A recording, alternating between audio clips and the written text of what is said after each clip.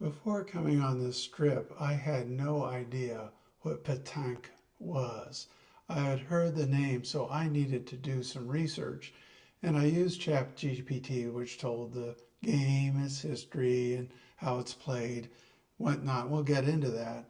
So Google has a new picture making tool in their Gemini Advanced subscriptions where you can start by free and it will generate pictures. So I asked for it to generate pétanque, and this is what it gave me. And okay, that's pretty interesting. But then I thought it was fascinating to take an actual picture of people playing the game, and that looks like this, which is, I think, remarkably similar. I used my Osmo Pocket 3 to capture video, and I found that the file it created, it's a .mov HEVC, is not compatible as the files that I create using an iPhone.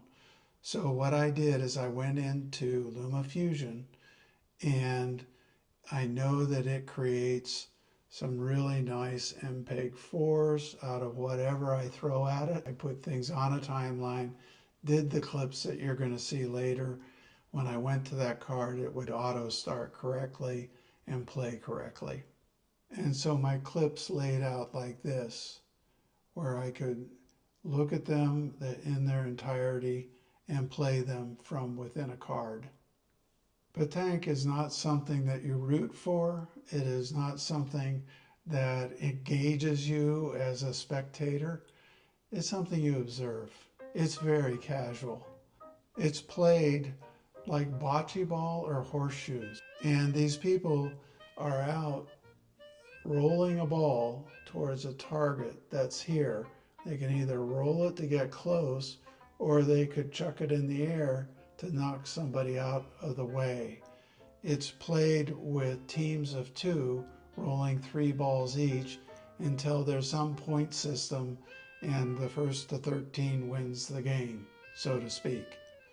Here's another one that shows that literally pétanque means feet on the ground.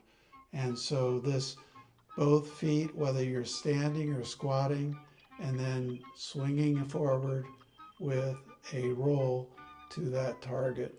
Here is some gripping action of pétanque in reality. This guy throws his ball and then does a little kick. This guy squats on the ground.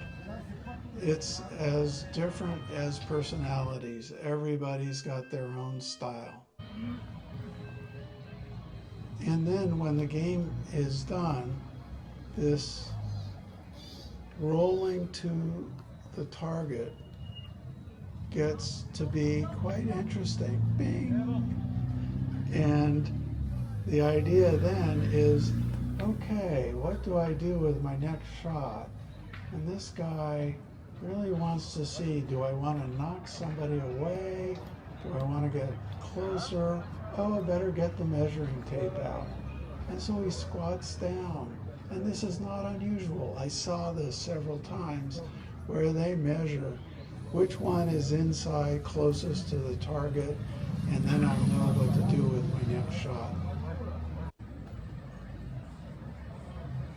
And then the game is over. Suddenly, I couldn't tell who won. The guy throws the last ball. Everybody says, all right, well, that's it. We're all going to go home. And they pick up their balls, and that's the end of the game. It's not something that I would have expected, but it's done casually. This guy here was approached by this man over here. They were obviously friends, and they shook hands. But he asked the man who came up, he said, "Tu es perdu? Are you lost?" It's really the companionship and the knowledge of each other that is resurrected and celebrated through this process of playing pétanque. That seems to me to be the big takeaway. Doesn't matter who wins or loses.